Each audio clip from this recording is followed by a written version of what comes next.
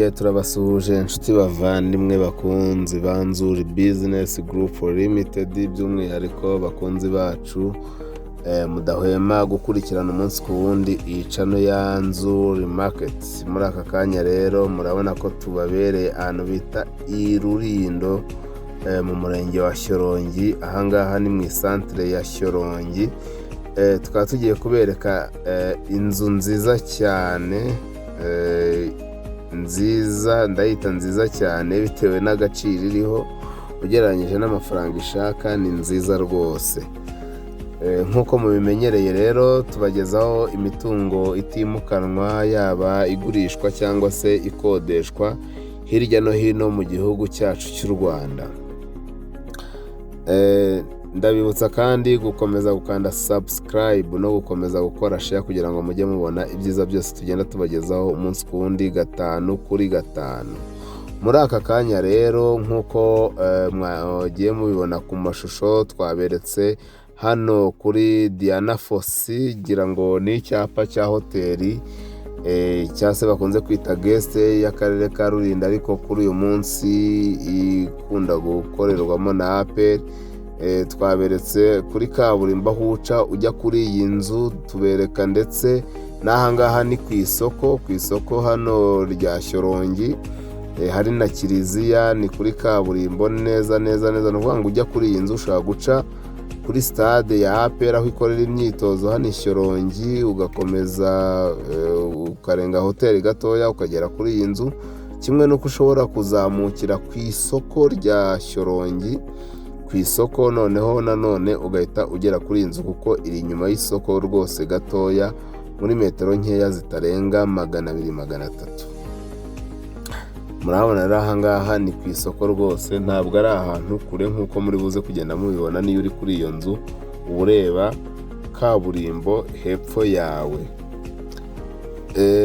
Iyi nzu rero tugiye kubereka ntabwo iri kure y'uyu muhanda munini wa kaburimbo, kuko nk'uko nabibabwiye ushobora guca i Shyorongi neza mu isantere ugisohoka muri Nyarugenge, ukinjira muri santere ya Shyorongi, ugakomeza kuri stade ya APR ikoraho imyitozo, ukomeza kuri hoteli iba icumbitsemo, ugahita ugera ku nzu.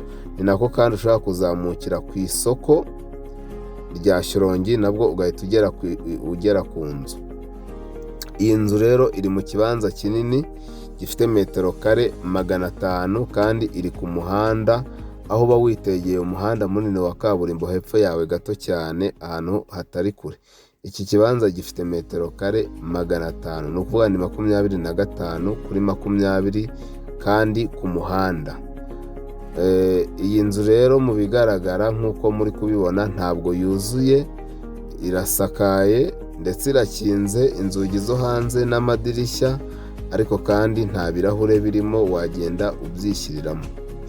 Iyi nzu nk'uko mubibona ifite n'akanexi ko hanze, ndetse ikaba iri ku muhanda kandi ahantu rwose heza hegutse, hatari mu manegeka cyangwa se mu gishanga, kuko ni ahantu hegutse. Ngira ngo iyi nzu iri mu miturire, iri ahantu hari umuriro ndetse hari n'amazi kubikurura rwose. Ni ahantu hafi, ntabwo ari kure, ni hafi cyane. Iyi nzu kandi ikaba ifite ibyumba 4 byo kuryamamo ndetse binini, ikagira salo nini ndetse na saramanje. Ni uku nguku iyi nzu imeze.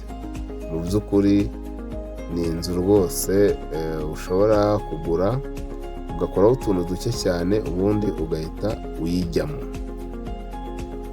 Iyi nzu rero ushobora kuza tukayikwereka ukayigura.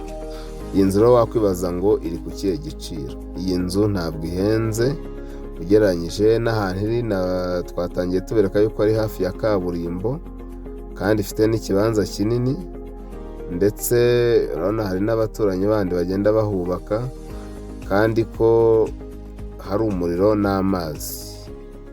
Iyi nzu irashaka miliyoni 7 zonyine, ziri negosiyabule. 7 miliyoni bakabasha no kugabanya, twakumvikana kuvuga ngo igiciro ni miliyoni 7, nawe ukaza ukayisura hanyuma ukagereka bitewe n'uko wayibonye.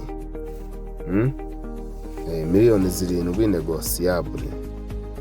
Mwaza rero mugasura iyi nzu, urumva ko iri ku giciro gito cyane, ukayishyiraho amafaranga makeya mukayijya mu miliyoni 7 negosiyabule. Ni ukuvuga ngo kugabanya rwose birashoboka cyane bitewe n'ukuntu inzu wayibonye, ukitura ahantu heza hari amahumbezi hazira malariya. Ubaye rero wakunze iyi nzu cyangwa se ushaka gukorana natwe nka Nzuri Business Group, waduhamagara kuri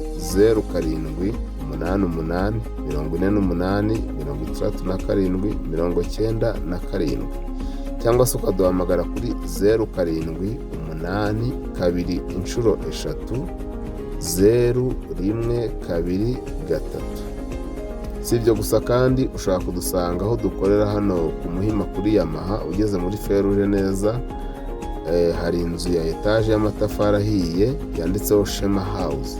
Dukora muri etaje yayo ya nyuma, umuryango wa mbere ureba ku Gisozi ukirangiza amayesikariye. Niho dukorera rwose, wahadusanga ukaduha akazi tukakugurishiriza, cyangwa se ukaza ugasura iyi nzu cyangwa n'izindi tuba dufite, tukakurangira ukigurira kandi ku giciro gito cyane. Ushobora kuza kandi kutureba cyangwa se ukaduhamagara ufite imitungo minini ushaka yuko tugufasha kuyimanaginga mu byo twita property management, tukagushakira abakiriya bayikodesha kandi ku mafaranga meza, ndetse mu gihe kidatinze. Ufite inzu uri kubaka, ufite iyo ushaka kugura, cyangwa ufite iyo usanganywe itarimo abakiriya, tugane rero tugufashe kuyimanaginga, ubone abakiriya kandi bakwishyura neza. Ndetse tugukorera za pura, tukagushakira n'ibyangombwa byo kubaka, kandi tukanakubakira ku mafaranga make cyane utasanga ahandi. Ushobora no kudukurikirana ku zindi mbuga zacu arizo Instagram, Facebook page, Twitter, hose twitwa Nzuri Market. Wanadusura kuri website yacu www.nzuri.rw. Komeza ukande subscribe aho uri hose, ukore na share kugira ngo inshuti abavandimwe babashe kujya babona serivisi nziza tugenda tubagezaho umunsi ku wundi, 5 kuri 5. Iwacu muri Nzuri Business Group rwose umukiriya ni umwami, turabakunda cyane. Nimutugane tubagezeho serivisi nziza, tubagurishirize ndetse tubereke ibyo mugura ku mafaranga makeya, mutugishe inama, tubasobanurire. Mugura ahantu hatari mu manegeka, ahantu hatarimo za litije, ahantu ugura nawe ukunguka kandi mu gihe gito cyane bidatinze. Tubahaye ikaze rero, nimukomeze mukande subscribe, turabakunda cyane. Wacu muri Nzuri Business Group Limited, umukiriya ni umwami, tubahaye ikaze.